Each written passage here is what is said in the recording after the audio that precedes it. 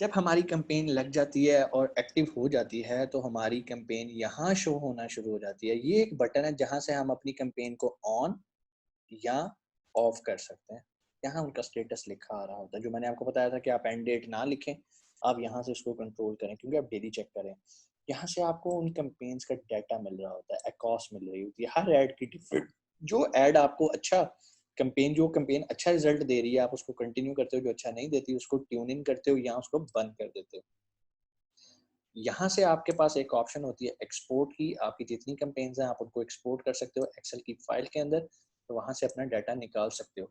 अब अगर आप किसी इंडिविजुअल प्रोडक्ट को लेके चलते हैं, फॉर एग्जांपल मैं एक प्रोडक्ट पकड़ता हूँ ब्लैक ग्राइंडर, और ये है ऑटोमेटिक टारगेटिंग। ये देखा ना, जिसका मैनुअल टारगेटिंग इसका पूरी डिटेल लिखी आ रही होती है। मैं इस पे जाता हूँ, अगर इसका कोई डाटा हुआ तो हमें दिखाएगा, अदरवाइज इसका तो कोई डाटा ही नहीं है। मैं देखता हूँ कोई और ऐसी प्रोडक्ट जिसका हमें डाटा मिल जाए ताकि मैं आपको समझा सकूँ। नीचे आते हैं,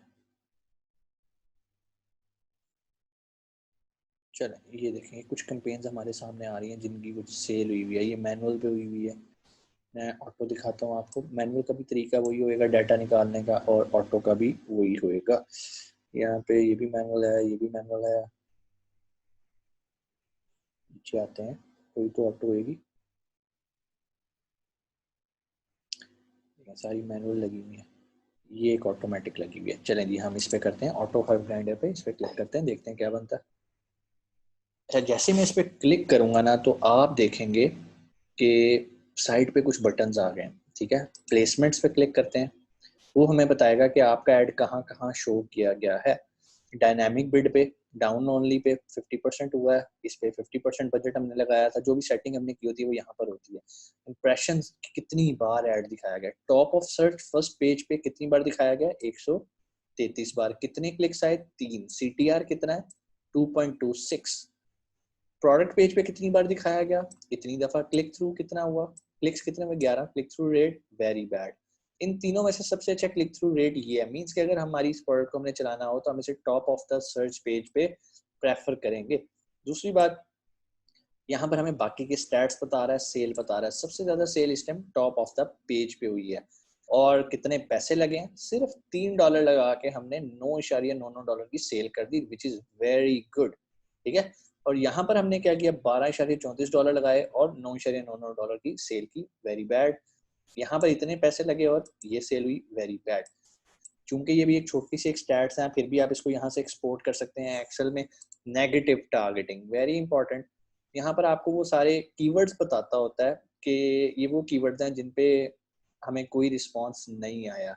ठीक है, ऐड नेगेटिव कीवर्ड्स, आप जब चाहें अपनी लिस्ट के अंदर यहाँ पर आके कीवर्ड्स को ऐड कर सकते हैं। जिस तरह मैंने बताया हमने ट्यून इन करना है, यहाँ पर चूंकि कोई नेगेटिव कीवर्ड्स हमने नहीं लगाए थे इसलिए वो यहाँ नहीं आए। कैंपेन सेटिंग्स, आप यहाँ पर आके चीज़ें कुछ सेट करना चाहें तो कर सकते हैं। अपना बजट चाहें बढ़ा सकते हैं। ठीक है, 50% टॉप ऑफ द सर्च पे प्रोडक्ट पेज। मैं अगर हूँ तो मैं इसे 100% करूँगा, इसको 0 कर दूंगा क्योंकि मेरी ज़्यादा कन्वर्जन और अच्छा रिजल्ट फर्स्ट पेज पे आ रहा है, तो मैं इसे सेव करूँगा तो ये फर्स्ट पेज पे चला जाएगा। अब मैं ऐड ग्रुप पे क्लिक करता हूँ तो ये आ गया मेरे पास, मेन एक पेज आ गया। ठीक है, मैं फर्दर यहाँ पर अपने टाइटल पे या ऐड ग्रुप पे क्लिक करूंगा तो मेरे सामने एक और पेज ओपन हो जाएगा जिसके लेफ्ट साइड पे मजीद बटन्स आ रहे होंगे। ठीक है, जिसमें टारगेटिंग सबसे इंपॉर्टेंट है। टारगेटिंग, सॉरी, ये नेगेटिव। फॉर एग्जांपल ये एक ऐसा वर्ड था जिसको नेगेटिव हमने किया हुआ था कि भाई इस पे अगर कोई सेल आए तो वो तुमने नहीं लेनी, क्योंकि इस पे सिर्फ इंप्रेशन आ रहे थे, सेल नहीं आ रही थी, बल्कि इंप्रेशन भी ना होने के बराबर थे। टारगेटिंग में आ जाते हैं। यहाँ पर हमारे पास वो बता रहा है टोटल इंप्रेशंस कितने आए हैं, टोटल सेल कितनी हुई है, खर्च कितने में। $28 लगा के $19 खर्च किए हैं, कोई अच्छी बात नहीं है। ठीक है, यहाँ पर वो सारे कीवर्ड्स आ रहे हैं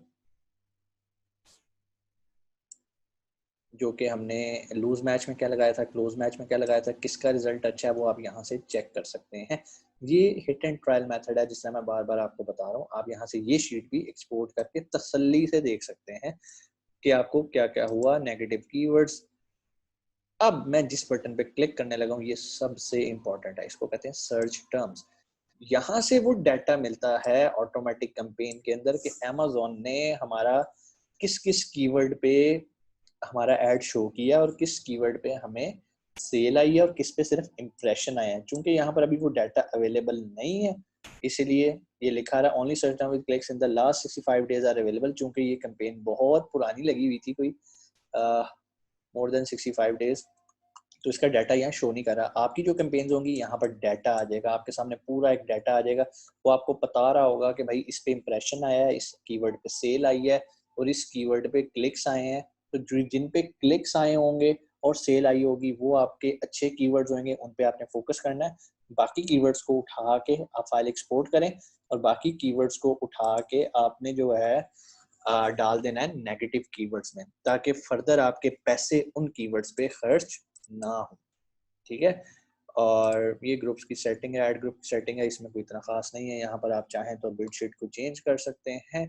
तो ये था हमारा आज का लेक्चर कि पीपीसी कैंपेन कैसे लगाई जाती है, कैसे उसकी आपने सेटिंग करनी है, कैसे ट्यून इन करना है और डाटा रिपोर्ट्स कैसे निकालनी है। ये साइट पे टैब्स आ रहे होते हैं।